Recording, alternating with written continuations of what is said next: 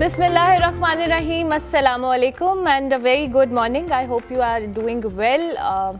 Good morning public के episode के साथ मैं हूँ अर्मिला हसन. उम्मीद करते हैं आपकी सुबह अच्छी हुई होगी जी.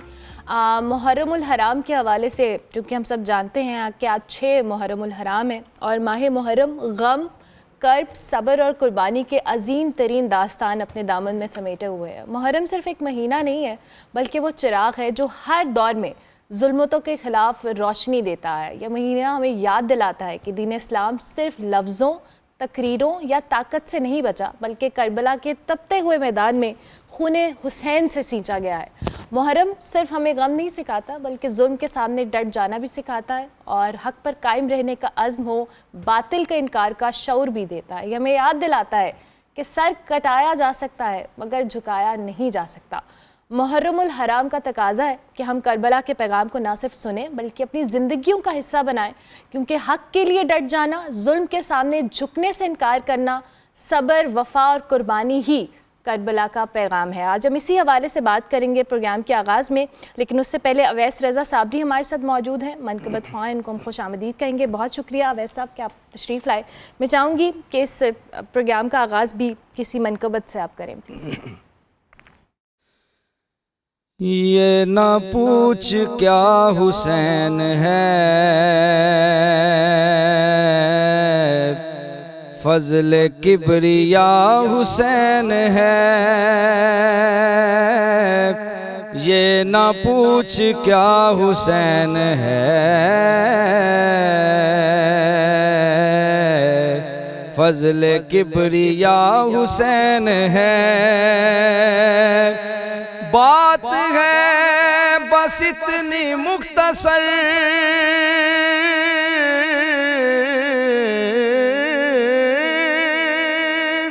बात है बस इतनी मुख्तसर. एक यजीद था हुसैन है, एक यजीद था हुसैन है, एक यजीद था हुसैन है, फज़ल किबरिया हुसैन है. करबला ने दे दिया सबूत, करबला ने दे दिया सबूत. दीन में खड़ा हुसैन है, दीन में खड़ा हुसैन है. ये ना पूछ क्या हुसैन है, फज़ल किबरिया हुसैन है. दसा मैं की थोती के रसाई हुसैन दी, खालिक हुसैन दात खुदाई हुसैन दी, खालिक हुसैन दात खुदाई हुसैन दी. नाना नबी ते बाबा अली ते मां फातिमा, इस तो वद के होर की दसा बड़ाई हुसैन दी. दीन में खड़ा हुसैन है, फज़ल किबरिया हुसैन है. कैसे हो सकेगा ये फना,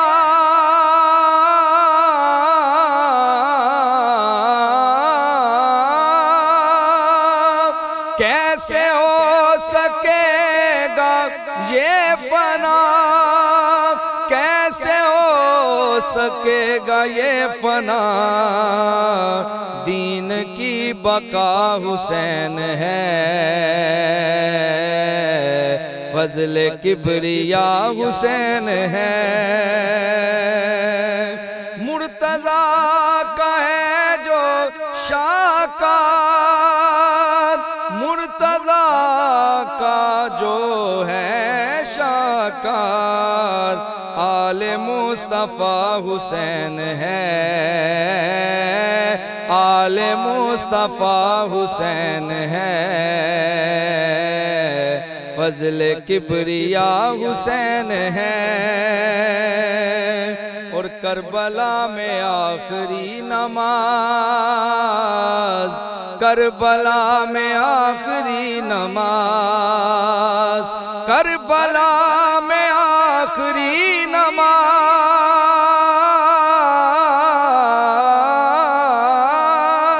کربلا میں آخری نماز کر گیا ادا حسین ہے، کر گیا ادا حسین ہے،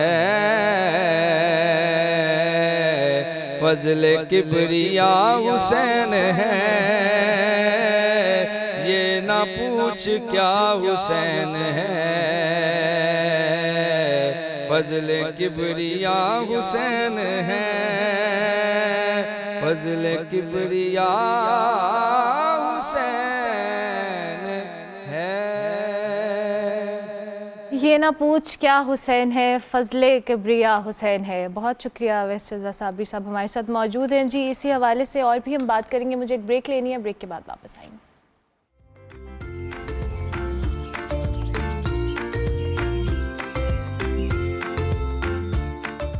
دین اسلام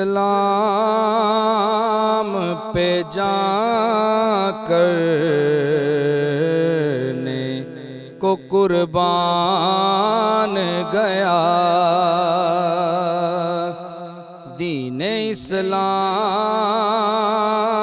پہ جان کرنے کو قربان گیا،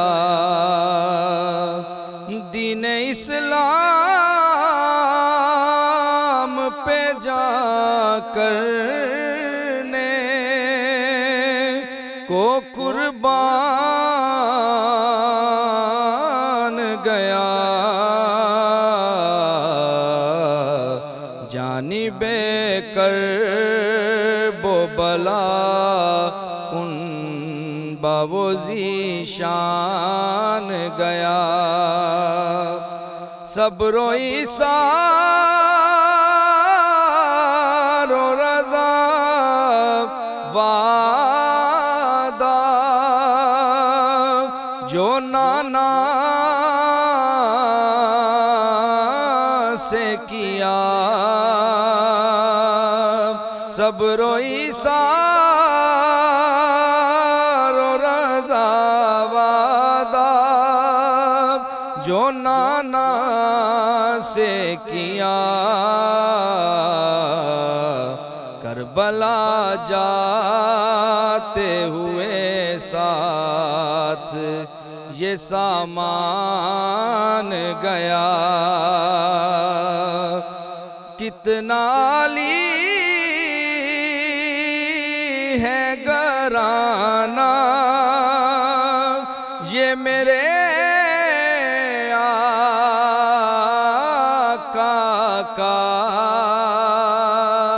کتنا علی ہے گرانا یہ میرے آقا کا، سب لٹا کر جو بقا دین کو کردان گیا، حال دیکھا جو غزہ کا تو ہوئی آنکھ یہ نم، حال دیکھا جو غزہ کا تو ہوئی آنکھ یہ نم، کربلا آج میرا تیری طرف دھیان گیا، کربلا آج میرا تیری طرف دھیان گیا، سب کو سادات کے دربار سے خیرات ملی، سب کو سادات کے دربار سے خیرات ملی، کوئی لاہوری کے بنگالی یا افغان گیا، ارسلاں اس کو نہیں واسطہ رہتا ڈر سے، ارسلان اس کو نہیں واسطہ رہتا ڈر سے، رہنما حضرت شبیر کو جو مان گیا، جانب کرب و بلا کن باو ذیشان گیا، دین اسلام پہ جان کرنے کو قربان گیا۔ جزاک اللہ۔ ویس رضا صابری ہمارے ساتھ موجود ہیں، بہت شکریہ۔ اور اس کے ساتھ ساتھ جی اس وقت علامہ ڈاکٹر راغب حسین نعیمی صاحب نے ہمیں جوائن کیا ہے۔ بہت شکریہ علامہ صاحب کہ آپ نے وقت دیا پروگرام کے اندر۔ آج محرم الحرام کی 6ٹھی تاریخ ہے۔ ویسے تو واقعہ کربلا جہاں ہم صبر، وفا اور قربانی کا درس دیتا ہے، میں چاہوں گی آپ گفتگو کا آغاز کیجیے گا محرم الحرام کے حوالے سے، اور ظاہر ہے کہ ابھی 9ویں 10ویں بھی آنے والی ہے، اور اس حوالے سے بھی فضیلت کیا ہے اس مہینے کی اور کیا درس دیتا ہے ہمیں؟ بہت شکریہ آپ کا۔ بسم اللہ الرحمن الرحیم۔ محرم الحرام کا مہینہ اسلامی سال کا پہلا مہینہ ہے۔ اسلامی سال کی آغاز اس مہینے سے ہوتا ہے اور انتہائی متبرک اور عظمت والا مہینہ ہے۔ احادیث مبارکہ میں اگر ماہ رمضان کے بعد اہمیت والا مہینہ دیکھا جائے تو وہ محرم کا ہے۔ اور پھر جب ہم محرم کے ابتدائی 10 ایام کی بات کرتے ہیں تو جس طریقے سے ذی الحجہ کے ابتدائی 10 ایام کی اہمیت اور فضیلت ہے، اسی طریقے سے محرم کے مہینے کی بھی ہے، اور اسی طریقے سے ماہ رمضان کے آخری 10 ایام کی بڑی زیادہ فضیلت بیان ہوئی ہے۔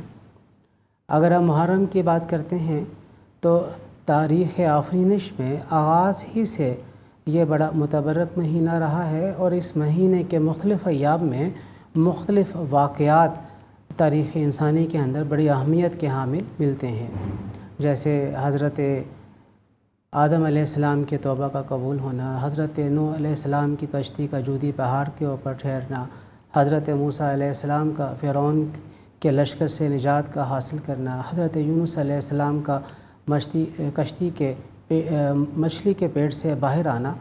اسی طریقے سے دیگر واقعات بھی تاریخ انسانی کے اندر بڑی اہمیت کے ساتھ محرم کے مہینے کے ساتھ متصل نظر آتے ہیں۔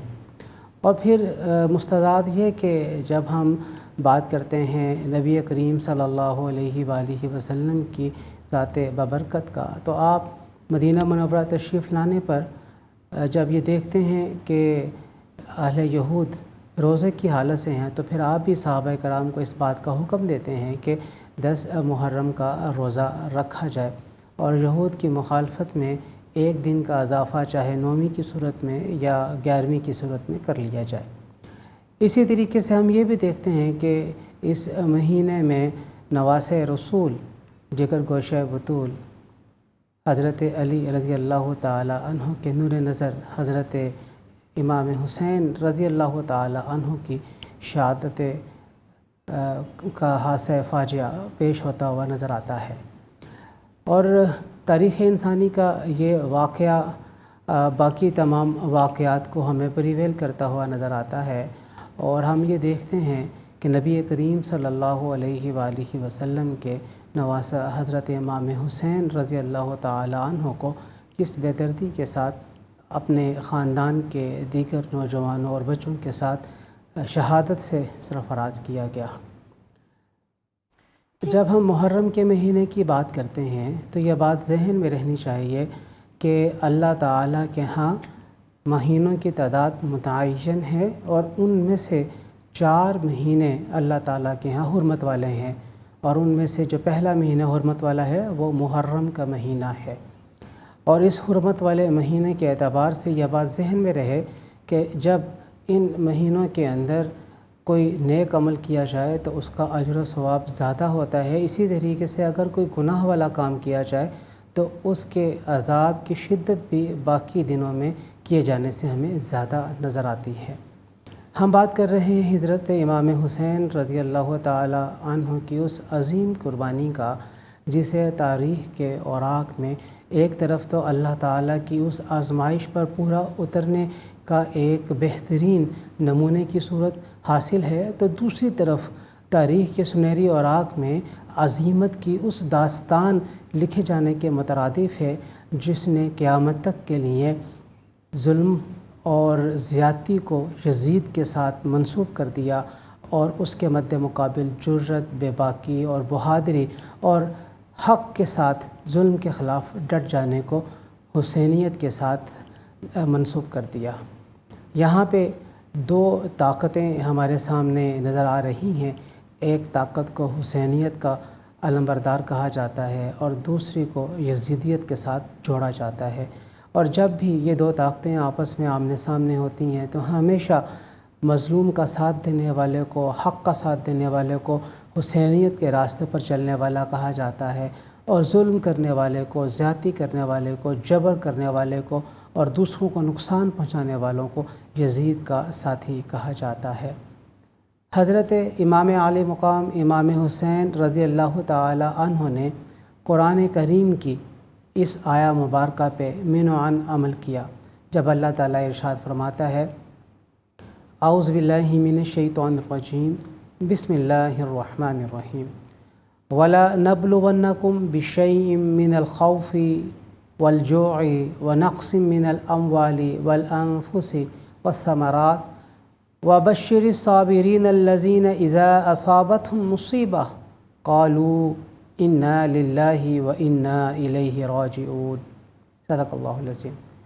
ہم تمہیں آزمائیں گے، ضرور آزمائیں گے، بِشَيْءٍ مِّنَ الْخَوْفِ، کچھ خوف سے، اور تمہارے مالوں کی کمی سے، تمہاری کھیتیوں کی کمی سے، تمہارے جانوں کی کمی سے، اور جب تمہیں کوئی مصیبت پہنچے تو تم کہہ دو کہ اِنَّا لِلَّهِ، ہم بے شک اللہ ہی کے لیے ہیں، وَإِنَّا إِلَيْهِ راجعون، اور ہم نے اللہ ہی کی طرف لوٹ کر جانا ہے۔ حضرت امام حسین رضی اللہ تعالی عنہ نے قرآن کریم کی اس آیہ مبارکہ میں آزمائش کے جتنے بھی مدارج ہیں تمام کو طے کر کے دکھایا۔ وَلَنَبْلُوَنَّكُمْ بِشَيْءٍ مِّنَ الْخَوْفِ، خوف، کس چیز کا خوف؟ خاندان کے افراد ساتھ ہیں، خواتین ساتھ ہیں، عزت کی پامالی کا خوف تھا، جان جانے کا خوف تھا، اموال کی کمی کا، یعنی مال ختم ہو جائے گا، یعنی جو آزمائش کے مختلف پیرائے ذکر کیے گئے ان پیراؤں کو حضرت امام عالی مقام رضی اللہ تعالی عنہ نے درجہ بدرجہ نہ صرف اپنی زندگی، اپنی ذات اور اپنے خاندان کے اوپر جھیل کے دکھایا، بلکہ اس بات کو ثابت کر دیا کہ یہ تمام کے تمام آزمائشیں جب آتی ہیں تو اللہ تعالیٰ کے جو نیک بندے ہیں ان آزمائشوں پہ نہ صرف خود صبر کرتے ہیں بلکہ اپنے آس پاس رہنے والوں کو بھی اس امر کی تلقین کرتے ہیں کہ ہمیں اللہ تعالیٰ کے حضور یہ دعا کرنی چاہیے آزمائش کے اوپر کہ بے شک ہم بھی اللہ تعالیٰ ہی کے لیے ہیں اور ہمیں اللہ تعالیٰ ہی کی طرف لوٹ کر جانا ہے۔ حضرت امام عالی مقام رضی اللہ تعالیٰ عنہ کا یہ جملہ آپ کا یہ قول سنہری حروف سے لکھنے کے قابل ہے، اور قیامت تک کے لیے ایک اصول طے کر دیا کہ کیا میرا جیسا یزید جیسے کی بیعت کرے؟ جب آپ کو کہا گیا کہ یزید کی بیعت کر لو تو آپ نے اس بیعت کرنے سے انکار کیا، اور اس بیعت کرنے سے انکار کے پیچھے وجہ کیا تھی؟ وہ شرعی اصول کی پامالیاں تھیں جو یزید نے بپا کر دیں، حلال کو حرام، حرام کو حلال قرار دے دیا۔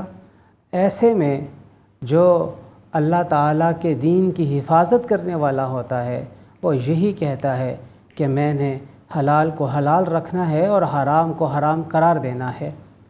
آپ نے بڑا خوبصورت انداز سے اس بات کو آشکارا کر دیا کہ صرف یزید ہی نہیں، آئندہ بھی جو کوئی بھی یزید کی طرح کی بد خصلتوں کا حامل ہوگا اس کی کوئی بیعت نہیں کی جائے گی اور نہ ہی مسلمانوں کو کرنا ہوگی۔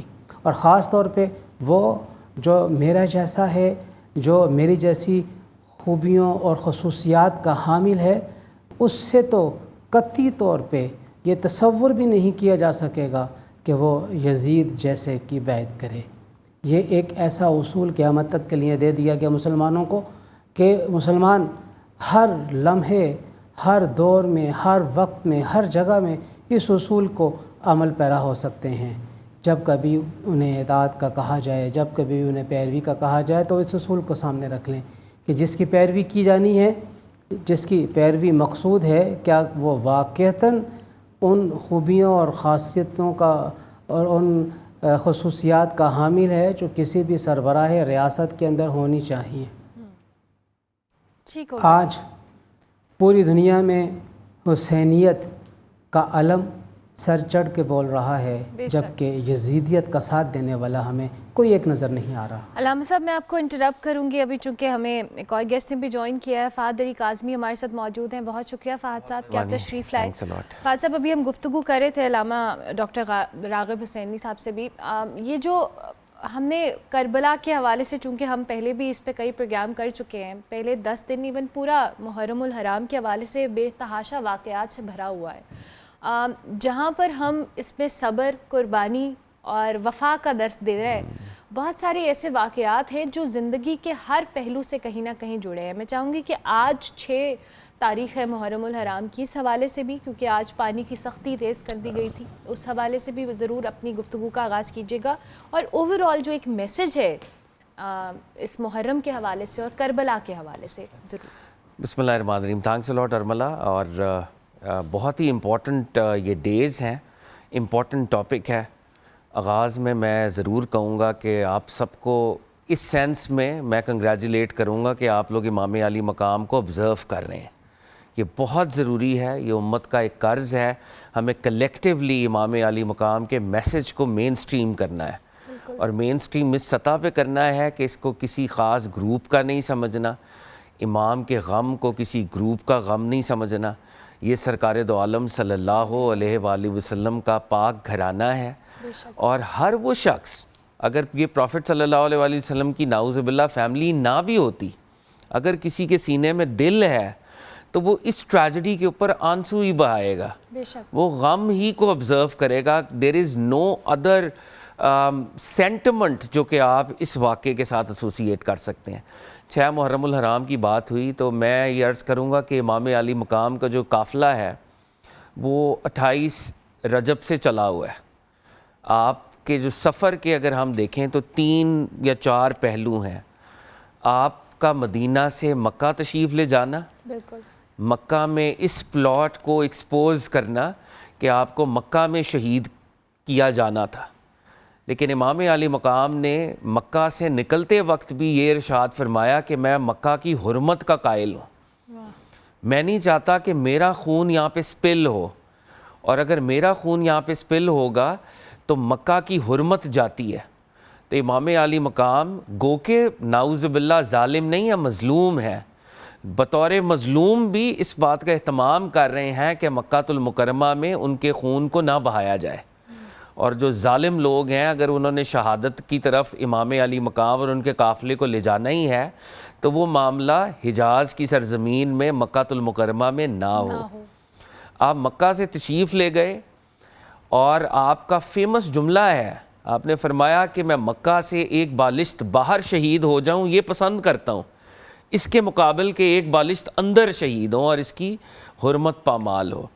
آپ کا سفر جاری ہے، آپ عراق جا رہے تھے، کوفہ جا رہے تھے، زبالہ کی وہ منزل ہے کہ جب امام عالی مقام کو یہ خط رسیو ہوتا ہے کہ آپ کے قاصد جناب مسلم ابن عقیل کو شہید کیا گیا، اور یہ امام عالی مقام کے لیے ایک shocking news in the sense, کیونکہ امام عالی مقام کو پہلے یہ اطلاع ملی تھی کہ کوفہ والے آپ کا ویٹ کر رہے ہیں، وہ آپ کو ویلکم کریں گے اور وہ آپ کے لیے بہت ایمینس سپورٹ رکھتے ہیں۔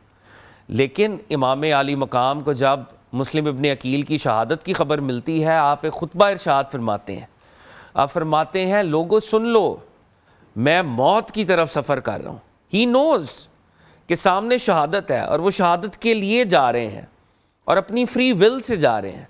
اور ارملہ جو تاریخ کا ایک یہاں پہ عجیب ایک منظر ہمیں نظر آتا ہے کہ جب مکہ سے نکلے تھے تو بہت سے لوگ یہ سمجھ رہے تھے کہ امام عالی مقام اپنی گورنمنٹ کے لیے جا رہے ہیں، نعوذ باللہ یہ کوئی خلیفہ بن جائیں گے، ہم ان کا ساتھ دیں گے تو ہمیں بڑے مال و جواہرات ملیں گے، ہم پوزیشنز آف پرومیننس میں آ جائیں گے۔ لیکن جب امام عالی مقام نے یہ فرما دیا کہ میری منزل شہادت ہے، میں اپنی موت کی طرف جا رہا ہوں، تو جب آپ یہ سرمن ادا کر رہے تھے تو امام عالی مقام کو ڈیزرٹ کیا گیا، لوگ چھوڑ کر چلے گئے۔ تاریخ ہماری معتبر روایات، حافظ عماد الدین کثیر ہوں، علامہ جریر طبری ہوں، وہ یہ ریکارڈ کرتے ہیں کہ امام کو چھوڑ کر کوئی دائیں چلا گیا، کوئی بائیں چلا گیا، اور امام عالی مقام کے ساتھ اتنے ہی لوگ رہ گئے جو مدینہ طیبہ سے آپ کے ساتھ تھے۔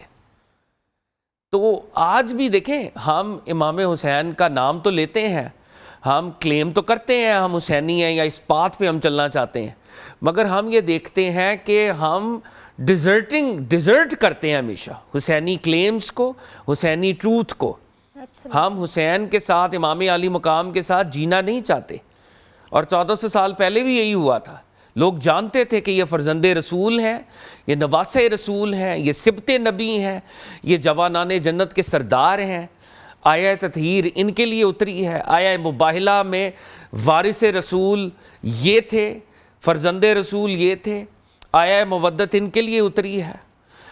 نبی علیہ الصلوۃ والسلام کے پاک خاندان نے جب روزے رکھے ہیں تو بی بی سیدہ، مولا علی اور یہ وہ لوگ تھے جن کو اللہ نے قرآن میں اکنالج کیا تھا ان کے روزوں کو، تو لوگ جانتے تھے مگر دے ڈیزرٹڈ۔ اور امام عالی مقام 2 محرم الحرام کو آپ کا قافلہ جو ہے وہ پھر کربلا میں آپ کو روکا گیا، اور ہر اس وقت جو جنرل تھے یزیدی آرمی کے، اور یہ بات ہر تاریخ اس کو ریکارڈ کرتی ہے، اس کو کہنے کی ضرورت ہے، پانی 7 محرم کو بند نہیں کیا گیا تھا، بلکہ پانی پہلے دن سے بند تھا۔ 7 محرم کو امام عالی مقام کا ذخیرہ آب جو ان کے پاس پانی تھا وہ ذخیرہ ختم ہو گیا تھا، اور جو لوگ کیلکولیٹ کرتے ہیں وہ یہ فرماتے ہیں کہ امام کا ذخیرہ شاید 1 مہینہ ختم نہ ہوتا، لیکن 2 محرم الحرام کو اور اس سے پہلے جب ہر کی آرمی کو امام نے پانی پلایا ہے، اور جب ہر کی آرمی نے امام کو انٹرسیپٹ کیا ہے، امام علیہ السلام کا پہلا حکم یہ تھا کہ یہ پیاسے لوگ ہیں، ان کو پانی پلاؤ۔ اور ہماری معتبر ہسٹریز کے اندر، اہل سنت کے معتبر مصادر کے اندر یہ ریکارڈڈ ہے کہ ہر کی آرمی میں ایک شخص جو پیچھے رہ گیا تھا، وہ خود روایت کرتا ہے بعد میں کہ میں پیچھے تھا اور میں مدہوشی کی عالم میں تھا، مجھے وہ جو صحرا کی ہیٹ ہے اس نے مدہوش کیا ہوا تھا، میں اپنی سینسز میں نہیں تھا، اور میں دیکھتا ہوں کہ ایک وجود مسعود مجھے پانی پلا رہا ہے، اور وہ خود امام عالی مقام کی ذات پاک تھی جو اپنے دشمن کو، اپنے پوٹینشل کلر کو پانی پلا رہی ہے۔ امام عالی مقام نے اپنے مریدین کو کہا کہ ان کو پانی پلاؤ، پھر فرمایا ان کی سواریوں کو پانی پلاؤ۔ یہ ہے نواسہ رسول، یہ ہے بی بی فاطمہ کا لال جو دشمن کو، اپنے کلرز کو پانی پلاتا ہے، ان کی سواریوں کو پانی پلاتا ہے، مگر آل رسول کے پھولوں کو انہوں نے پانی نہیں دیا۔ انہوں نے شہزادہ علی اصغر کو بھی 6 ماہ کے بچے کو بھی پانی نہیں دیا۔ इन्होंने उसके ऊपर भी 3 फेस्ड एरोज को चलाया है। ये हिस्ट्री की ट्रेजेडी है, और ये वो फ़र्क है, ये वो हक और बातिल का फ़र्क है जो इमाम अली मकाम ने और इमाम अली मकाम के रुफ़क़ा ने, वो जो कैरेक्टर का एक लॉफ्टी हुड होती है, वो नज़र आ रही है आले रसूल में। जंग के अंदर भी अरमला बहुत से वाक़यात हैं, और एक प्रोग्राम में अभी शिरकत की तो ये बात वहाँ पर भी मैं कर रहा था। हम लोग किसी भी कॉज में हों, किसी भी ऑब्जेक्टिव को अटेन करना चाहें, we need popularity, we want numbers, we want support. हम लोगों को इकट्ठा करते हैं, मेरा लॉन्ग मार्च है मेरे साथ आ जाओ, मेरा धरना है मेरे साथ आ जाओ, मेरा ये मकसद है मेरे साथ आ जाओ। कायनात का वाहिद लीडर है जो लोगों को कह रहा है चले जाओ, मेरा मकसद मेरे से भी बड़ा है, और मकसद जो है वो मौत है, शहादत है, उसमें कल्मिनेट होगा। मुझे तुम लोगों की सपोर्ट की ज़रूरत नहीं है, जो जाना चाहता है चला जाए।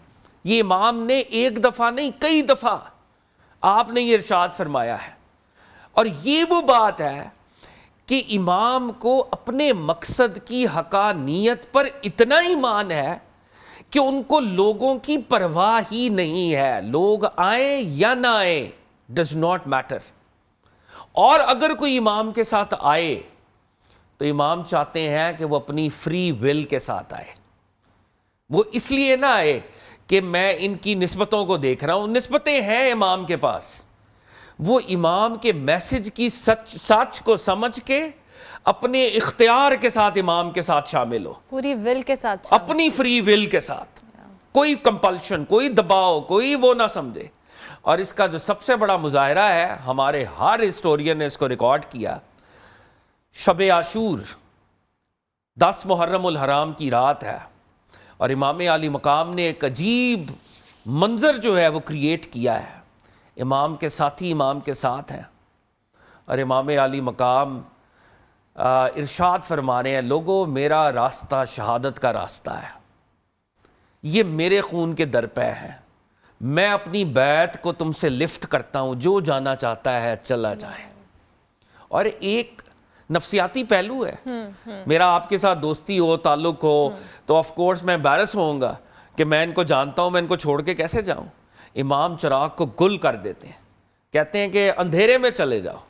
अगली ऑप्शन देते हैं, अगर कोई ये कहेगा कि इमाम अली मकाम को अकेला छोड़ गए, छोटे बच्चों को ले जाओ और लोगों को ये कह देना कि बनु हाशिम के बच्चों को बचा लाए हो। लेकिन तारीख ने ये मंजर भी देखा, चिराग गुल किया गया तो 72 चिराग रोशन हो गए, जिनकी कमरें जो हैं वो दोहरी थी वो सीधी हो गई, सब अलर्ट हो गए, और सब ने बैक ज़बान का, हबीब इब्न अल-मज़ाहिर ने कहा हमारा सलाम हो हबीब इब्न अल-मज़ाहिर पर, ज़ुहैर इब्न कैन ने कहा हमारा सलाम हो ज़ुहैर इब्न कैन पर। या इमाम 1000 मरतबा कत्ल किए जाएं, जिंदा किए जाएं, आपके साथ जिंदा रहेंगे, आपके साथ शहादत को इख्तियार करेंगे, यही हमारी ज़िंदगी का शरफ है। और आखिरी बात जिसको मैं कल्मिनेट करूंगा, 10th मुहर्रम उल हराम, इमाम अली मकाम की मॉरल विक्ट्री ऑन यजीद, कि जब इमाम खुतबा देते हैं तो उनका जनरल यजीद को छोड़कर इमाम की फौज में दाखिल हो जाता है। ये इमाम की वो विक्ट्री है यजीद के ऊपर कि करबला के अंदर इमाम का एक साथी करबला में डिजर्ट नहीं करता उन मुश्किलात में, लेकिन यजीदी जनरल यजीद को छोड़कर इमाम की फौज में दाखिल हो जाता है। ये इमाम की वो मॉरल विक्ट्री है, वो सिक्योर करते हैं। खूबसूरत फहद साहब, बहुत शुक्रिया आपका कि आपने इतने खूबसूरत अंदाज में बहुत कम वक्त में इस चीज़ों को समोया। इस वक्त अल्लामा डॉक्टर रागिब हुसैन नईमी साहब भी हमारे साथ मौजूद हैं, उनका भी बहुत शुक्रिया, रज़ा आपका भी बहुत शुक्रिया। मुझे ब्रेक लेनी है, ब्रेक के बाद वापस आएंगे।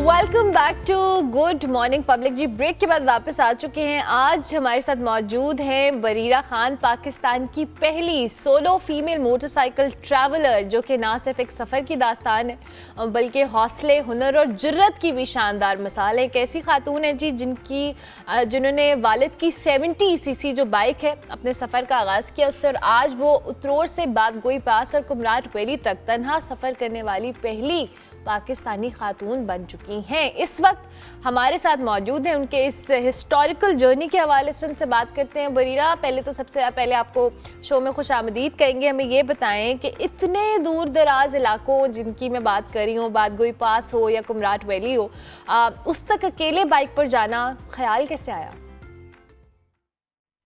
अस्सलाम वालेकुम। सबसे पहले तो thank you so very much for inviting me in the show. और दूसरा मैं आपको बताना चाहती हूँ कि अल्हम्दुलिल्लाह मैंने पहले रिकॉर्ड बनाया था from Lahore to Khunjerab pass, solo female. I am the first Pakistani female to travel on CD70, और मैं पिछले 4 साल से तकरीबन ट्रैवल कर रही हूँ CD70 पर ही। और आप लोगों को ये यकीनन बताना चाहती हूँ कि इसका ख्याल मेरे दिमाग में बचपन से था। मुझे बचपन से बहुत ज़्यादा शौक़ है ट्रैवल करने का, और मैं चाहती थी कि मैं दुनिया एक्सप्लोर करूँ और बाइक पर करूँ अपनी, और मेरी धन्नो मेरी बाइक का नाम है। और उस पर मैंने ख्याल इस तरह से नहीं कि मैं ये करूँगी, बस ऑन द वे हो गया। जैसे मैं लाहौर से खुंजराब पास अपने लिए गई थी, अपने मज़े के लिए गई थी, अपने सुकून के लिए गई थी, लेकिन वहाँ पे मेरा रिकॉर्ड बन गया, मुझे पता भी नहीं लगा। और इसी तरह बदगोई पास से I am the first Pakistani female to do this on CD70। कोई भी अब तक वो नहीं कर सकी, कोई फीमेल नहीं कर सकी। ख्याल तो काफ़ी देर का है। चलें, अमेजिंग। अच्छा, मुझे ये बताएं कि खातून मोटरसाइकिलिस्ट के तौर पे सफ़र में आपको किन किन चैलेंजेस का सामना करना पड़ा? ज़ाहिर है आप इतनी दूर अकेले सफ़र कर रहे हो तो चैलेंजेस तो होते हैं। जी, मेरे ख्याल से ये खातून नहीं, कोई भी मोटरसाइकिल सवार इतना लंबा रास्ता तय करेगा तो उसको मसले आ सकते हैं। सबसे बड़ा मसला तो ये कि आपकी बाइक ख़राब हो सकती है, और दूसरा बहुत बड़ा मसला जो मुझे फीमेल साइड पे लगता है वो ये कि स्टेज बहुत देखना पड़ता है कि सेफ स्टे कौन सा है, जगह कौन सी सही है, लोग कैसे हैं। अभी जैसे कुमराट में आते हुए अल्हम्दुलिल्लाह मेरी बाइक ने कोई मसला नहीं किया, लेकिन उससे पहले कर चुकी है। मुझे पंक्चर लगाना आता है। आपको बाइक का काम आना चाहिए। हाँ जी, मुझे पंक्चर लगाना आता है। और इस दफ़ा मुझे ऐसा लगा कि ये एक नई टूरिस्ट प्लेस है। जैसे कुमराट अभी एक बन रहा है, एक टूरिस्ट प्लेस बन रहा है, तो यहाँ पे लोगों को लिए बहुत नया है। एक अकेली लड़की आई है उनके पास रहने के लिए, और जब लोग इधर उधर देखते हैं कि वाकई आप तो अकेली है, पहले वो यकीन नहीं करते, फिर वो जब करते हैं तो वो हैरान होते हैं कि ऐसा भी होता है। तो डेफिनेटली ये चीज़ें हैं जो एज अ फीमेल करनी पड़ती हैं, और अच्छा भी लगता है ये देख कर कि अच्छा कोई भी नहीं कर रहा और आप एक अकेले हैं जो स्टीरियोटाइप्स तोड़ रहे हैं। सो ये चीज़ मुझे लगता है कि बहुत मज़ेदार है। अच्छा, और मुश्किल भी है। ठीक है, इस तरह के रास्तों पे जाना जहाँ पर it's not normal. Obviously it's not normal. अभी आपने उतरोड़ से बदगोई का रास्ते के हवाले से बात की है, काफ़ी ख़तरनाक समझा जाता है, और जाहिर है इतनी दूर आप जब ट्रैवल कर रहे हो, समटाइम्स आपकी जर्नी के दौरान कोई एक बहुत चैलेंजिंग सा मोमेंट होता है, मुश्किल लम्हा होता है कि आपने उसमें थोड़ा आप स्केप्टिकल हो जाते हैं कि क्या किया जाए। तो आपके लिए इस जर्नी में कौन सा ऐसा मोमेंट था? उतरोड़ से बदगोई पास का रास्ता सिर्फ खतरनाक नहीं, नामुमकिन समझा जाता है, और CD70 पर तो इट्स वेरी इम्पॉसिबल। और मैं आपको बताऊं कि ये सच भी है। मैं इतनी मुश्किल से आई हूँ। बेसिकली मैं कोई रिकॉर्ड बनाने नहीं चली थी, वो तो मेरा रिकॉर्ड बन गया अल्हम्दुलिल्लाह, लेकिन मैं ऐसे ही निकली थी क्योंकि मुझे उतरोड़ में बताया गया कि बदगोई पास और कुमराट का रास्ता बहुत मुश्किल है, आप नहीं जा पाएंगे, जीप स्लिप हो रही है। लेकिन उतरोड़ से अब मैं पीछे अगर जाती ना तो 5 घंटे मुझे लगने थे चकदरा जाते जाते।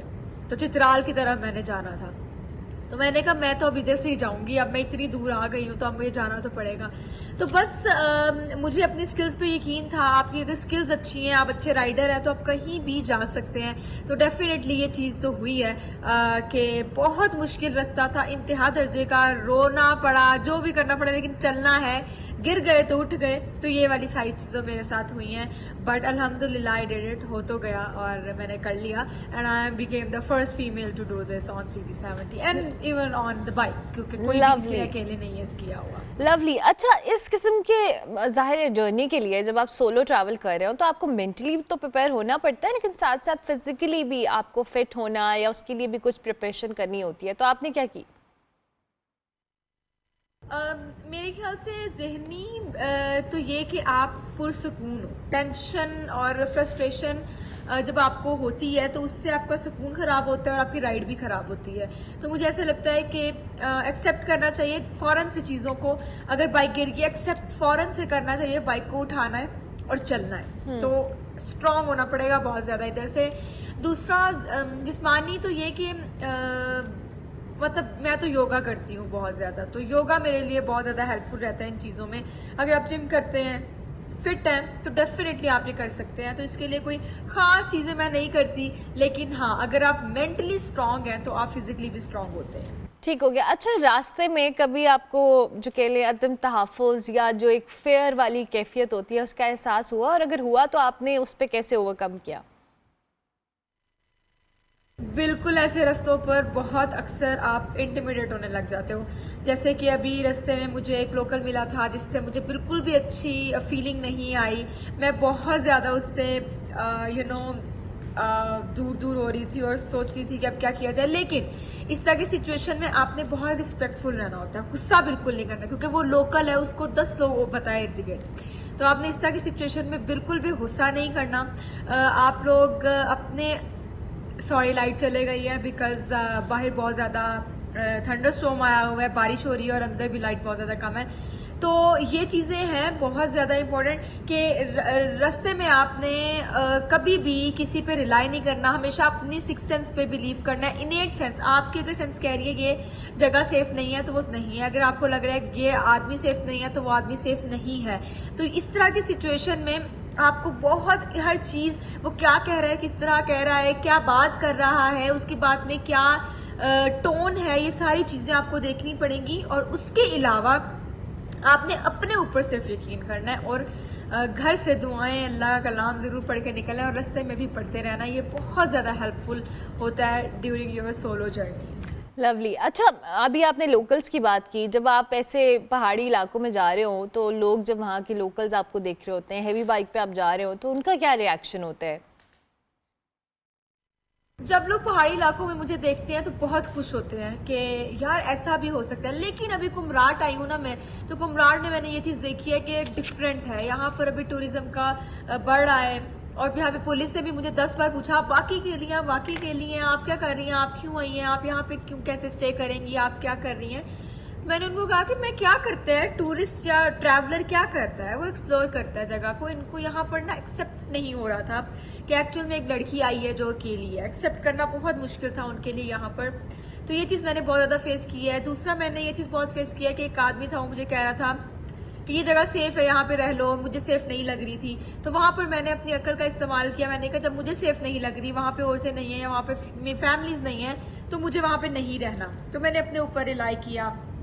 لیکن اوور آل پاکستان میں بہت زیادہ اپریشیٹ کیا جاتا ہے.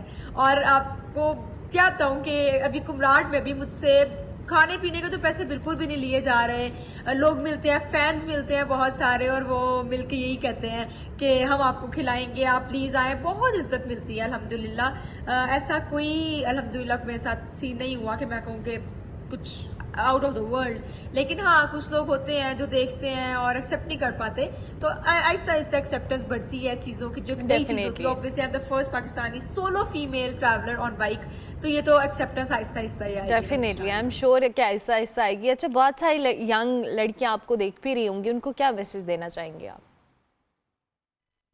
میں یہ دینا چاہوں گی, لڑکیوں کو کیا کہوں, لڑکیاں بہت آگے جا رہی ہیں, لڑکیاں بہت چیزوں میں آگے ہیں. میں تو لڑکوں کو یہ پیغام دینا چاہوں گی کہ اپنے گھر کی ماؤں کو, بہنوں کو, بیٹیوں کو اور اپنی بیویوں کو سپورٹ کریں, ان کو آگے آنے دیں.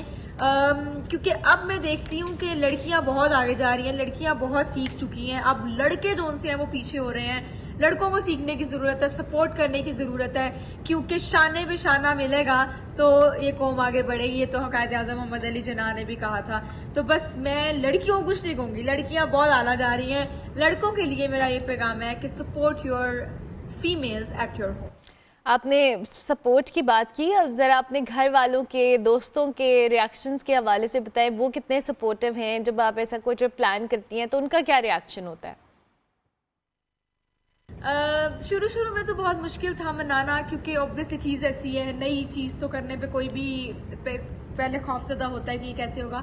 मगर अब अल्हम्दुलिल्लाह किसी को कोई एतराज़ नहीं, बहुत सपोर्ट करते हैं मेरे घर वाले। मेरे अब्बा एयरफोर्स से रिटायर्ड और हमेशा कहते होते थे कि there is no job without risk, तो रिस्क नहीं होगा तो जॉब भी कोई नहीं है। तो वो एक माइंडसेट है, मिलिट्री माइंडसेट, जिसकी वजह से ये मेरे अंदर भी चीज़ है। तो अल्हम्दुलिल्लाह सपोर्ट पूरी है और बहुत खुशी होती है मुझे। शुरू में बहुत मुश्किल था मनाना, अब तो काफ़ी देर हो गई है, तो डेफिनेटली वो भी खुश है, मैं भी खुश हूँ, ज़िंदगी आसान है।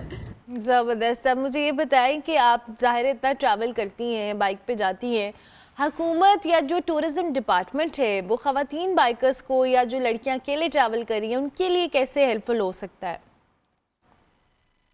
मुझे ऐसा लगता है कि हुकूमत और सियाहत का शोबा सिर्फ लड़कियों को नहीं बल्कि सबको, बहुत ज़्यादा जो ट्रैवलर्स हैं उनको कर सकता है सपोर्ट।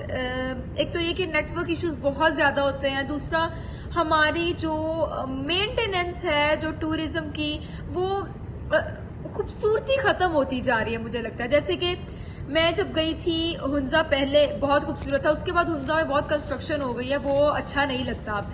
तो हम लोग अगर ट्रैवल कर रहे हैं तो हम नेचर देखने के लिए ट्रैवल कर रहे हैं, लेकिन होता यह है कि वो नेचर कम और कंक्रीट ज़्यादा नज़र आता है। तो मुझे लगता है इस चीज़ पर थोड़ा काबू पाना चाहिए। दूसरा ये कि लड़कियों को इस तरह के प्लेटफॉर्म्स देने चाहिए कि वो आगे बढ़ सकें। और दूसरा ये कि हर किसी की अपनी करेज है। हुकूमत और कोई सियाहत का शोबा क्या करे क्या ना करे वो बात की बात है, उससे पहले तो हमें अपने अंदर ये जज्बा पैदा करना है कि हम जो कर सकें वो हम करें। करना है तो बस करना है, मर गए या कर गए, ये दो ऑप्शंस होनी चाहिए बस। तो यही वाली ऑप्शन थी बदगोई टॉप पे जाने के लिए कि मैं कहीं किया या ना किया, लेकिन किया या कर गए या मर गए, मेरी वो वाली सिचुएशन थी। तो मेरी ज़िंदगी में जब भी मैंने ट्रैवल किया यही सिचुएशन रहती है कि कर गए या मर गए। सो सियाहत का शोबा और हुकूमत से यही अपील है कि ये खूबसूरती को इतना ज़्यादा ख़त्म ना करें।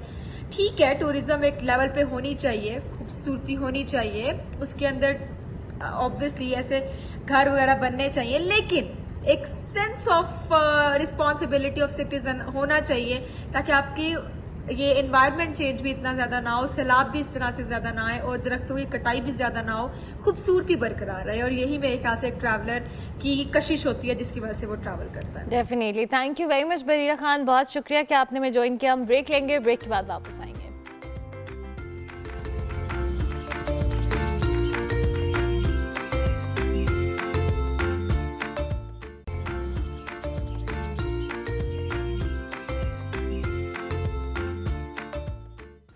Welcome back to good morning public जी। अब हमारे साथ मौजूद हैं एचएसएन कॉलेज के वो होनहार तलबा जिन्होंने कतर में होने वाले वर्ल्ड स्कॉलर्स कप 2025 के आलमी मरहले में शानदार कारकर्दगी का मुजाहरा किया और पाकिस्तान का नाम रोशन किया। वर्ल्ड स्कॉलर्स कप एक एनुअल इंटरनेशनल इल्मी मुकाबला है जिसमें हर साल दुनिया भर के 60 से ज़ायद ममालिक से 50,000 से ज़ायद जो तालिब इल्म हैं वो हिस्सा लेते हैं, जिसमें इस साल पाकिस्तान की नुमाइंदगी करते हुए अरहम ज़िशान, मोहम्मद हसन और मिकाइल शहरियार ने मजमूई तौर पर 29 मेडल्स हासिल किए हैं और दुनिया भर में 13th पोजीशन हासिल करके टीम ट्रॉफी भी अपने नाम की है। इनकी इस कामयाबी के बायस टीम जो है अब नॉर्थ और मशरकी एशिया में 5th और पाकिस्तान में 3री पोजीशन पर है। और ना सिर्फ ये बल्कि इस कामयाबी के साथ ही टीम ने जी tournament of champion eight L university के लिए भी क्वालिफाई कर लिया है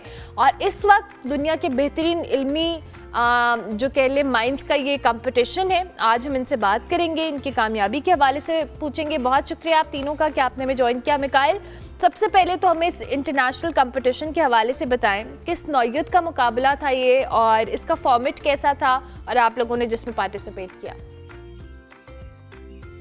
ٹھیک ہے, تو WSC ایک پورا ڈبیٹنگ گلوبل کا کمپٹیشن ہے. ان دس آپ کے ڈبیٹس ہوتے ہیں, آپ کا کریٹیو رائٹنگ ہوتا ہے, آپ کے کوئزز ہوتے ہیں, اور آپ کے گیم شو اسٹائل کویشچنز بھی آتے ہیں. تو پہلے ایجسن سے at least the 2 division, the senior division, junior division بھی ہوتا ہے.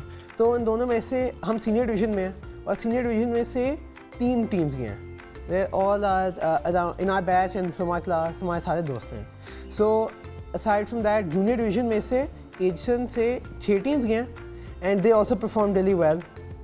Our first round LGS 1A1 میں ہوا تھا. ادھر سے we qualified for global rounds, and from the global rounds ہم ادھر سے دوحہ میں the first global round of the year in Qatar, we had our debut. ادھر we managed to get 29 medals as a team, and we also managed to secure this trophy for our 13th ranking. Lovely. اچھا, ابھی جیسے ارحم, میکائل نے بھی ہمیں بتایا کہ مقابلہ جو ہے مختلف راؤنڈز کے اوپر مشتمل تھا, تو ہمیں ذرا بتائیں کہ اوور آل ٹوٹل کتنے راؤنڈز تھے. ایک راؤنڈ میں پاکستان نے چونکہ قطر میں کھیلا, یہ گلوبل راؤنڈ تھا, اور اس سے پہلے آپ پاکستان میں بھی کھیل چکے تھے ایک راؤنڈ, تو سب سے زیادہ چیلنجنگ کیا چیز ثابت ہوئی اس پورے کمپٹیشن میں؟ تو آبویسلی میں کہوں گا گلوبلز ہمارے لیے زیادہ چیلنجنگ تھے. راؤنڈس ہوتے ریجنل, آپ کے اسلام آباد میں بھی ہوتے ہیں, کراچی میں بھی ہوتے ہیں. آپ بیسکلی آپ کہیں سے بھی اپیئر ہو سکتے ہو اپنی کنٹری سے. تو ہم لاہور میں اپیئر ہوئے تھے LGS 1A1 میں, جہاں پہ ریجنل ہوا تھا لاہور کا. تو اس کے علاوہ پھر ہم گئے تھے دوحہ گلوبلس. تو اس کے علاوہ ہم اور بھی جگہ جا سکتے تھے. اوور آل اکراس 3 months وہ اسپریڈ ہوتا ہے کہ آپ کی چوائس ہوتی ہے, آپ جہاں مرضی جاؤ. تو اس میں پھر ہم دوحہ گئے, اور وہ کلیکٹیولی وہاں سے جو آپ کوالیفائی کرتے ہو وہ جیسے نکالنے کا یل جاتے ہیں. تو سب سے مشکل دوحہ تھا. اس میں آبویسلی پوری وہ دنیا سے ٹیمز آئی ہوئی تھی, تو کمپٹیشن زیادہ تھا. لولی. اچھا حسن, آپ بتائیں کہ آپ کے لیے سب سے زیادہ مشکل یا چیلنجنگ راؤنڈ کون سا تھا, اور یہ جو راؤنڈز تھے کن سبجیکٹس پر یا کن کیٹیگریز کے اوپر مشتمل تھے؟ ویسے ہم سب کے لیے سب سے مشکل راؤنڈ ڈیفینیٹلی وہ چیلنج تھا. وہ پورا کوئز ہوتا ہے, 120 سوال ہوتے ہیں, وہ آپ 1.5 گھنٹے میں کرتے ہیں. WSC آپ کو ایک پورا سا سلیبس دیتا ہے, اس میں سے آپ تیاری کر کے آتے ہو اور پھر اس کے سوال کرتے ہو. اسی لیے سب سے مشکل ڈیفینیٹلی دا چیلنج تھا. ٹھیک ہے, تو آپ جب لوگ گئے تو آپ 3 ٹیم ممبرس تھے؟ ہاں جی, وہ آپ کو ایک ہی روم میں ڈالتے ہیں, مگر پھر آپ کو سیپریٹ کرتے ہیں, ڈفرینٹ جگہوں پہ روم میں آپ کو پلیس کرتے ہیں. ٹھیک ہے. اچھا, اب مجھے یہ بتائیں محمد حسن, اس کے ساتھ ساتھ سب سے زیادہ جو اس گلوبل راؤنڈ کی جہاں ہم بات کریں, بہت ڈفرینٹ, آپ نے کہا کہ انٹرنیشنل لیول کے اوپر ٹیمز تھیں, تو ان ٹیمز میں سب سے زیادہ مشکل کمپٹیشن کس ٹیم کے ساتھ تھا آپ کا؟ ویسے ادھر سے پوری دنیا سے انہوں نے کہا تھا, میرے ٹیم میٹس نے, کہ کنٹریز آئی تھیں. آئی تھنک نمبر تھا کوئی 60 سمتھنگ کنٹریز آئی تھیں. انڈیا تھا, سری لنکا تھا, قطر سے بھی لوگ آئے تھے, ایجپٹ تھا, امریکن ٹیمز آئی تھیں, یورپ سے بھی آئی تھیں, سوئٹزرلینڈ سے بھی لوگ آئے تھے. اوور آل پوری دنیا میں سے لوگ آئے تھے. جیسے کہا تھا کہ ڈفرینٹ گلوبل راؤنڈز ہوتے, تو لوگوں نے دوحہ چنا تھا کیونکہ سب سے پہلا تھا. اسی لیے سب سے زیادہ مشکل ڈیفینیٹلی امریکن ٹیمز تھی, کیونکہ وہ بچپن سے کرتے آئے ہوئے ہیں, انہوں نے بہت زیادہ چیلنج دیا تھا. زبردست. اچھا میکائل, اب مجھے یہ بتائیں کہ اپنی جو یہ ٹرافی آپ نے جیتی ہے یا میڈل جیتے ہیں, یہ ایک ہی راؤنڈ میں جیتے ہیں, کس کیٹیگری میں, تھوڑا سا اس حوالے سے بتائیں. جو میڈلز ہم نے نکالے ہیں, میڈلز سارے سبجیکٹس میں ہیں الحمدللہ. ہم بہت اچھا گئے ہمارے لیے گلوبل راؤنڈ. چیلنجز میں, ڈبیٹس میں, بول میں, اور ہماری کریٹیو رائٹنگ میں, ہر ایک میں ہم کو ملے میڈلز, انڈیویجولی بھی اور ٹیم بھی.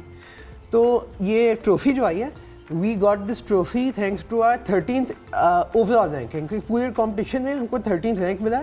اور یہ بھی ہوا کہ ساؤتھ اینڈ ایسٹ ایشیا کے ریجنل کے طور پہ we also got the 5th position. اچھا ارحم, یہ جو اب اگلا اسٹیپ کیا ہے اور اس کی تیاری آپ لوگ کیسے کہہ رہے ہیں, خاص طور پر وہ جو ییل یونیورسٹی کے اندر ایک راؤنڈ ہونے جا رہا ہے؟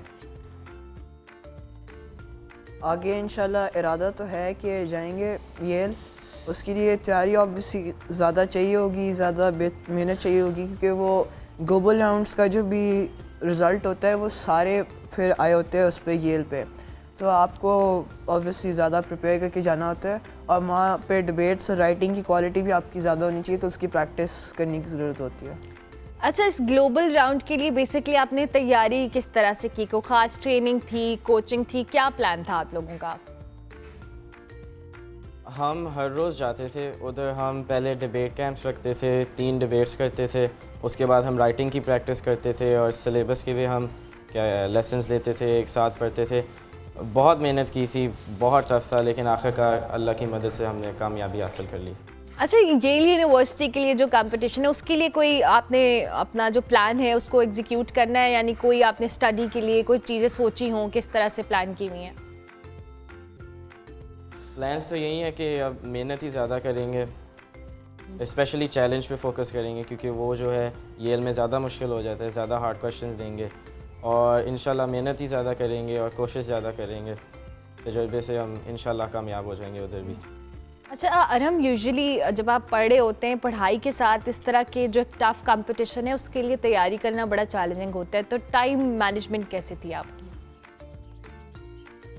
I basically had minor exams, تو اس کے ساتھ جنوری میں, اس کے بعد I was free, تو I had time to prepare for the regional round, and then after the finals obviously we had a slot جہاں پہ تیاری کر سکتے تھے گلوبلس کے لیے. اس سے پہلے بھی تھوڑا ٹائم پہلے ہمارے پاس تھا, ساتھ چلا رہا تھا, مطلب اسکیجول بنایا ہوتا ہے, مینیج کر لیتا ہوں, اس میں اپنا ٹائم سلاٹس رکھی ہوتی ہیں ہر چیز کے لیے. اچھا اوکے, میکائل آپ نے اس مقابلے کے لیے کیا تیاری کی تھی اور کیا آپ کا کیا پروسیجر تھا سارا؟ جی تو جیسے ہم نے بولا ہے, ریجنل راؤنڈ میں ہم ایکچولی سیپریٹ ٹیمز میں تھے. We got together at the global round, تب ہمارا مقابلہ ہوا, لیکن اسکیجولنگ کا آئی وڈ سے کہ it was more of an issue for me. اس گلوبل راؤنڈ سے پہلے ہمارے پاس اپنے فائنل ایگزامس تھے, وہ دینے کے فوراً بعد ہم کو گلوبل راؤنڈ پہ جانا پڑا تھا. پھر ریجنل راؤنڈ سے پہلے ہمارے اور مائنر ٹیسٹ بھی ہوتے ہیں ماکس کی طرح. تو اس کے علاوہ انکلوڈنگ یہ ہابیز مشکل تو ہو جاتا ہے, لیکن you have to place your effort in certain places, you have to really rank it up. So obviously me and my team put our maximum effort and focus onto the global round over our studies, because this will, I think, help us more, it will benefit us more. It's helped with my public speaking as well, so I think it's a great opportunity. It's great. اچھا حسن, اب یہ بتائیں آپ کی family کا reaction کیسا تھا جب آپ لوگوں نے کمپٹیشن جیتا؟ فیملی تو بہت ہی خوش تھی, یعنی پہلی بار کوئی گیا باہر گلوبل راؤنڈ میں جیت کے آئے ہیں, ہر کوئی بہت خوش تھا. گھر میں آ کے ماحول بھی بہت اچھا تھا, اور اوور آل بہت ہی سیلیبریٹوری تھی, ماحول سا تھا گھر میں, ہر کوئی خوش تھا, گفٹس بھی تھوڑے سے ملے تھے, بہت اچھا لگا. چلیں that's great, thank you very much جی, wish you very best of luck. آپ کا جو اگلا کمپٹیشن ہے جائیں, اچھا سا کھیلیں اور پاکستان کا نام روشن کریں. ارحم, میکائل اور حسن ہمارے ساتھ موجود تھے. جی مجھے اب بریک لینی ہے, بریک کے بعد واپس آئیں گے. آپ دیکھتے رہیے good morning public.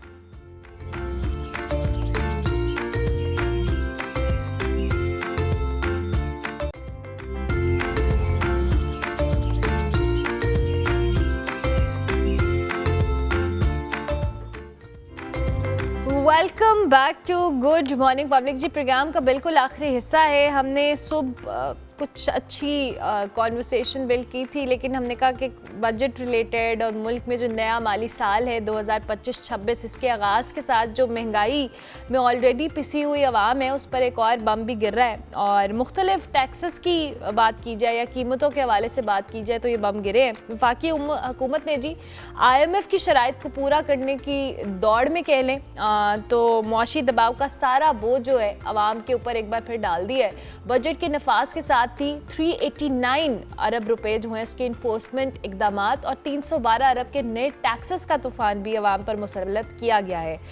Mutual funds ہوں, سولر پینلز ہوں, ای کامرس ہو, انویسٹمنٹ بانڈز ہوں, کوئی شعبہ محفوظ نہیں رہا. اور FPR نے اب نہ صرف شناختی کارڈ کی بنیاد پر جو لین دین کو مانیٹر کرے گا, بلکہ ای کامرس جو پلیٹ فارمز ہیں ان کو بزنس کرنے والے جو افراد ہیں ان کے لیے رجسٹریشن کو بھی لازمی قرار دے دیا گیا ہے. دوسری جانب ہم سب जानते हैं जी, पेट्रोलियम मसनूआत की कीमतों में 10 रुपये से ज़ायद का इजाफा किया गया और साथ ही क्लाइमेट लेवी की मद में अब एक नया टैक्स गोया हुकूमत ने पेट्रोल बम गिराकर जो कह लें अवाम पे खासी परेशान हमें नज़र आई। और कल हम जो पब्लिक फीडबैक भी इस हवाले से ले रहे थे तो बहुत सारे लोगों का इस पर कंसर्न मौजूद है। मेहताब हैदर साहब हमारे साथ मौजूद है, माहिर मईशत है, उनको हम खुश आमदीद कहेंगे। Thank you very much Mehtab Haider साहब कि आपने हमें ज्वाइन किया।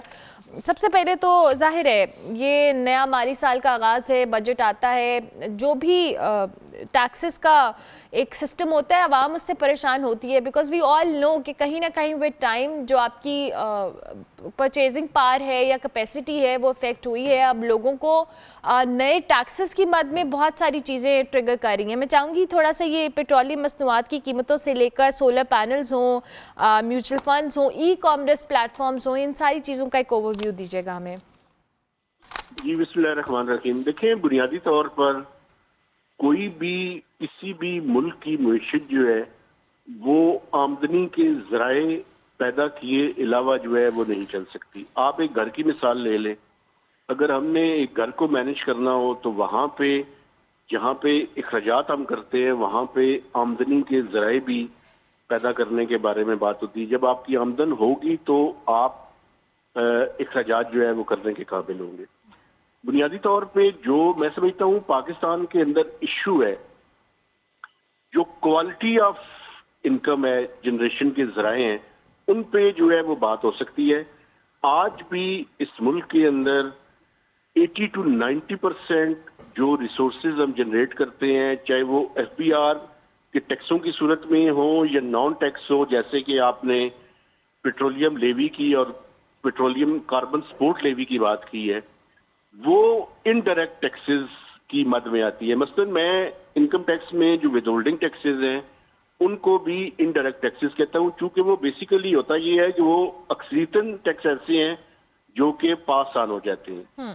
ये जो क्वालिटी ऑफ टैक्सेशन और नॉन टैक्सेशन रेवेन्यू मेयर्स हैं, इनके ऊपर जो है वो बात होनी चाहिए कि ये बेसिकली ये इनडायरेक्ट टैक्सेस है। पाकिस्तान जैसे मुल्क में ज्यादा जरूरत इस चीज की है कि हम डायरेक्ट टैक्सेस की तरफ जाएं।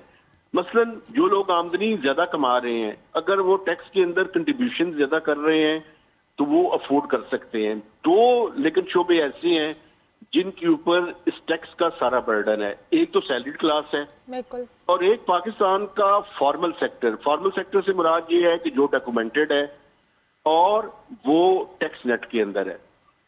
ये कैसे इसको कम किया जा सकता है? इसको कम करने का कोई तरीका नहीं है सिवाय इसके कि हम अपनी टैक्स बेस को ब्रॉडन करें। पाकिस्तान में ये जो रिटेलर्स हैं, ये परचून की दुकान करने वाले लोग हैं जो कि लाखों रुपया कमाते हैं, लेकिन टैक्स के अंदर जो उनकी कंट्रीब्यूशन है वो बड़ी कम है। हुकूमत ने पिछले साल भी ताजर दोस्त स्कीम लेकर आए, लेकिन वो बुरी तरह से नाकाम हुई। लेकिन कुछ इन्फोर्समेंट के मेजर्स पिछले साल में लिए गए हैं।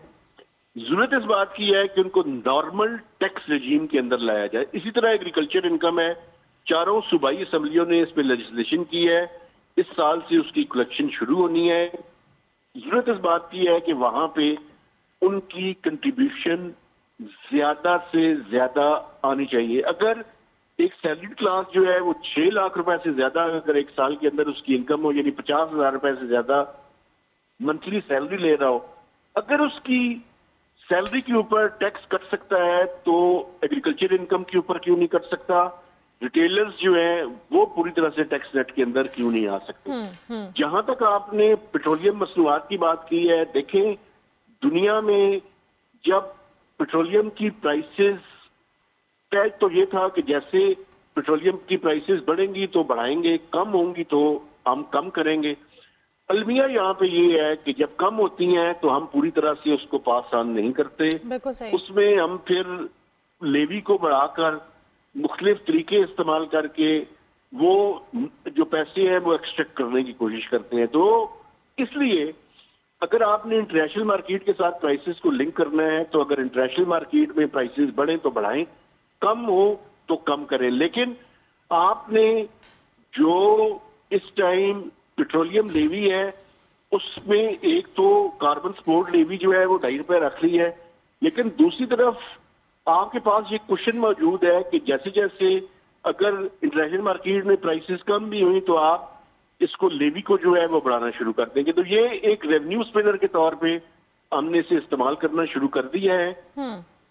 لیکن اس کو اگر انٹرنیشنل مارکیٹ کے ساتھ لنک کرنا ہے تو وہ بینیفٹس بھی جو ہے وہ لوگوں تک جو ہے وہ پاس آن کریں. اچھا تاکہ یہ جو آپ کا سسٹم ہے اس کے اوپر لوگوں کا ٹرسٹ جو ہے وہ قائم ہو سکے. اچھا مہتاب صاحب میں آپ کو انٹرپٹ کر رہی ہوں. آپ نے ابھی چونکہ پہلے میں چاہوں گی کہ آگے بات کرنے سے پہلے آپ نے ٹیکس نیٹ کو براڈ کرنے کے حوالے سے بات کی. اچھا اس میں یہ تو ہم اتنے سالوں سے سنتے آ رہے ہیں کہ جی ایف بی آر کو اپنا ٹیکس نیٹ بڑھانا ہے, زیادہ لوگوں کو ٹیکس کے دائرہ کار کے اندر لے کر آنا ہے, لیکن انفارچونیٹلی ہم اس میں جو ہماری ریشو ہے بڑھانے کی وہ خاصی کم اور سلو ہے, جس کی وجہ سے ہر سال ہم دیکھتے ہیں کہ وہی بات ہے کہ سیلریڈ کلاس اور ایک اسپیسیفک طبقہ ہے جس پہ ٹیکسز کا بوجھ پڑتا ہے. لیکن دوسری جانب ایک بہت بڑا جو اماؤنٹ کہہ لیں یا سیکٹر کہہ لیں وہ ہمارے حکومتی اخراجات کا بھی ہے, جو کہ ہر گزرتے سال کے ساتھ بڑھتے چلے جا رہے ہیں, اور اس کا بھی کہیں نہ کہیں انڈائریکٹلی سارا بوجھ عوام کے اوپر آ رہا ہے, روسی کلاس کے اوپر آ رہا ہے جو ٹیکس پے کر رہی ہے. آپ نے بالکل ٹھیک بات کی ہے. دیکھیں یہ جو ایکسپینڈیچرز ہیں یہ تو میں سمجھتا ہوں کہ پاکستان میں جتنی بات کرنے کی ضرورت ہے کہ ہم اپنی ٹیکس بیس کو براڈن کریں, اس سے زیادہ یہ بات کرنے کی ضرورت ہے کہ یہ جو کوالٹی آف ایکسپینڈیچرز ہے اس کے اوپر بھی بات کریں. میں آپ کو مثال دیتا ہوں. دیکھیں اس سال کے جو بجٹ ہے جس میں یہ کہا گیا کہ جی بڑا مشکل حالات ہیں, حکومت کے پاس جو ہے وہ پیسے نہیں ہیں, یہ بالکل ٹھیک بات ہے. لیکن 75 ارب روپے فیڈرل گورنمنٹ نے پارلیمنٹیرینز کی ڈسکریشنری ڈیولپمنٹ سکیمز کے لیے رکھے ہوئے ہیں. مجھے یہ بتائیں کہ جو ایم این ایز ہیں وہ ان کو ہم کیوں پیسے آج تک دے رہے ہیں کہ وہ محلے اور کی گلیاں اور نالیاں جو ہے وہ ٹھیک کریں. بنیادی طور پر نہ اس کی کوئی افیکٹو مانیٹرنگ ہوتی ہے. بالکل. اور یہ 75 ارب روپیہ میں بڑے یعنی کنزرویٹو ایسٹیمیٹس کے ساتھ بتا رہا ہوں, نہ اس کی پراپر مانیٹرنگ ہو سکتی ہے. باتیں یہ کاغذوں کے اندر یہ ضرور کرتے ہیں کہ جی اس کا مانیٹرنگ کا سسٹم ہم بہتر کر رہے ہیں, لیکن ایسٹیمیٹس ہیں کہ 40 سے 50% ان میں سے پیسے آن گراؤنڈ نہیں لگتے, بلکہ لوگوں کی جیبوں کے اندر مبینہ طور پر کمیشن اور کرپشن کی صورت میں چلے جاتے ہیں. تو یہ بہت بڑا چیلنج ہے جو ایکسپینڈیچر سائڈ پہ ہے. اس کے علاوہ اگر آپ پبلک سیکٹر ڈیولپمنٹ پروگرام کو دیکھیں, میں سمجھتا ہوں کہ جہاں پہ بڑے بڑے پروجیکٹس کرنے کی ضرورت ہے وہاں ہی پہ ان ایکسپینڈیچرز کو ہمیں ٹھیک طرح سے دیکھنے کی ضرورت بھی ہے کہ یہ جو 1000 ارب روپیہ ہم نے رکھا ہوا ہے کیا اس کی واقعی اس کی صحیح یوٹیلائزیشن ہو رہی ہے. 30 to 40% پیسے ان میں سے آن گراؤنڈ جا کے صحیح طرح سے نہیں. ٹھیک ہو گیا, ٹھیک ہو گیا. یہ ایکسپینڈیچر سائڈ پہ میجر ریفارمز کی ضرورت ہے. ٹھیک ہے, ٹھیک ہے. Thank you very much Mahtab Sahab, بہت شکریہ. وقت ختم ہو گیا. مہتاب حیدر ماہر معیشت ہمارے ساتھ موجود تھے جی, اپنا تجزیہ دے رہے تھے. پروگرام کا وقت ختم ہوا. انشاءاللہ میری آپ سے ملاقات ہوگی کل, تب تک کے لیے اللہ حافظ.